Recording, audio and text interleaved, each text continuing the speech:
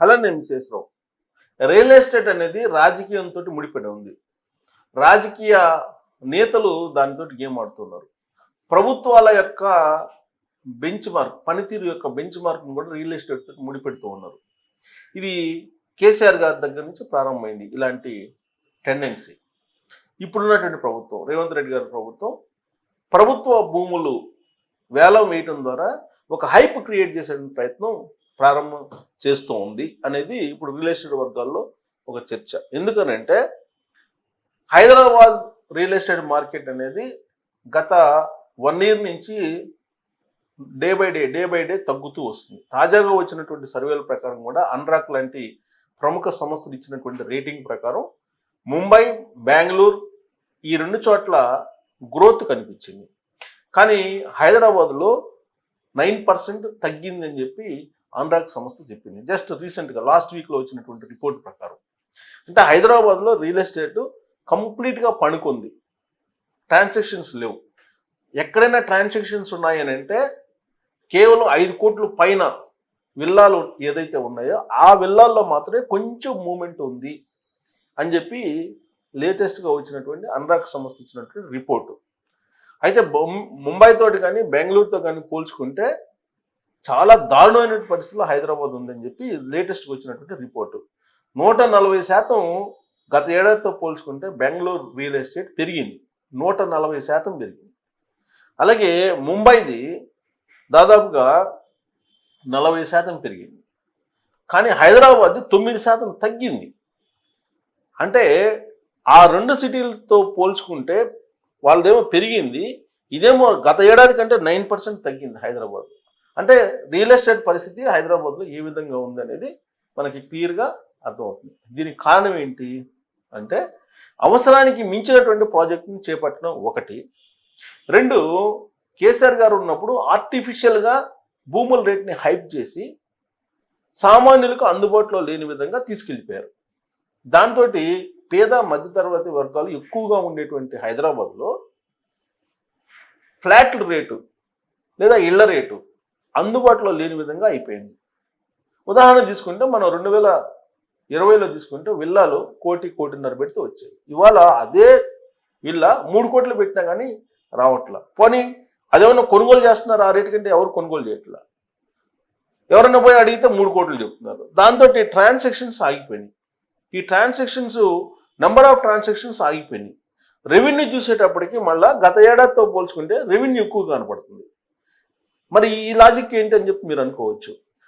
Number of transactions ఏమో తగ్గిపోయినాయి, amount ఏమో పెరిగింది, రిజిస్ట్రేషన్ రూపంలో వచ్చే అమౌంట్. కారణం ఏంటంటే 5 కోట్ల పైన ఉన్నటువంటి విల్లాలు కొనేటువంటి వాళ్ళు ఎక్కువగా ఇన్వెస్ట్ చేశారు ఈసారి.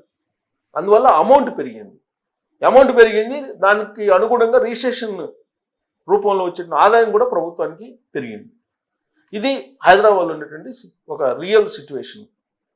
మరి ఇలాంటి పరిస్థితుల్లో రియల్ ఎస్టేట్లో పండిపోయినటువంటి తెలంగాణ ముఖ్యమంత్రి రేవంత్ రెడ్డి గారు హైదరాబాద్ భూములకి ఏ విధంగా హైప్ క్రియేట్ చేయాలి, పక్కనే ఉన్నటువంటి బెంగళూరు అలాగే ఇటువైపు ఉన్నటువంటి ముంబై తోటి ఎలా పోటీగా ఈ భూముల రేటుని పెంచాలి అనేటువంటి ఒక ఆలోచన చేసినటువంటి క్రమంలో కేసీఆర్ గారు ఏ విధంగా అయితే చేశారో గత ప్రభుత్వంలో, ఇప్పుడు అదే పందాన్ని రేవంత్ రెడ్డి గారు ఎంచుకున్నారు అనేది రియల్ ఎస్టేట్ వర్గాల్లో వినిపిస్తుంది.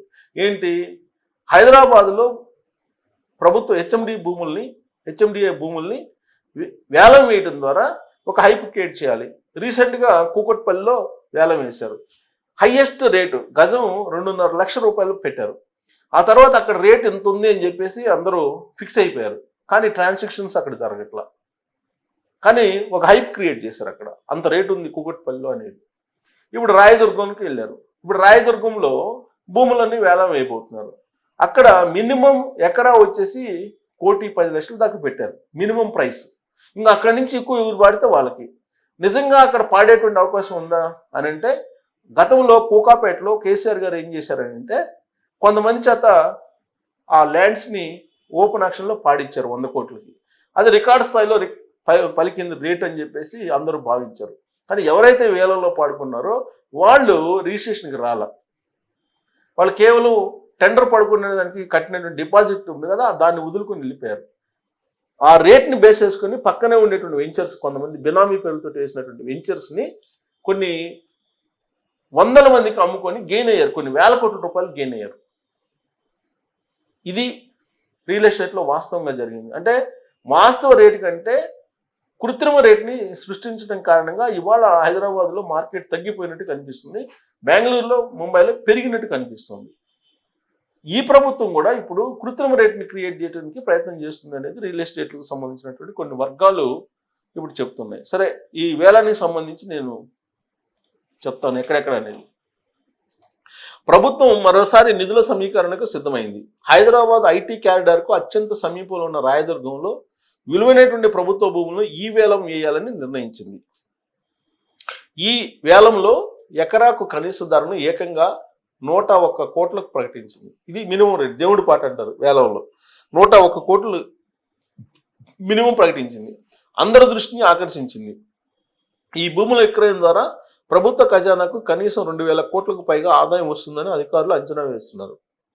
వివరాలకు వెళ్తే గచ్చిపోలికి సమీపంలోని రాయదుర్గం సర్వే నెంబర్ 83/1లో ఉన్న మొత్తం 18 ఎకరాల 67 సెంట్లు భూమిని ప్రభుత్వం వేలానికి పెట్టింది.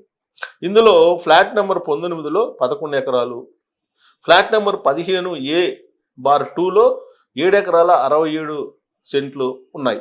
ఈ మేరకు తెలంగాణ రాష్ట్ర పారిశ్రామిక మౌలిక సదుపాయాల సంస్థ TGIIC అధికారికంగా నోటిఫికేషన్ విడుదల చేసింది.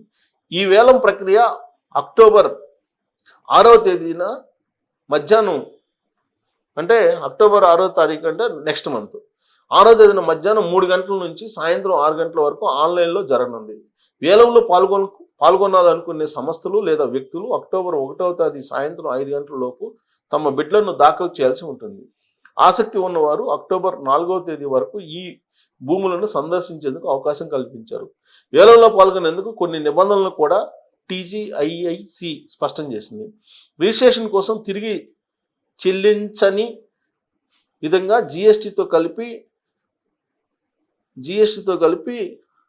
1180 రూపాయలు చెల్లించాలి. చాలా తక్కువ. ఇది ఇంత వాల్యూ ఎకరమేమో 100 కోట్లు పెట్టారు మినిమము.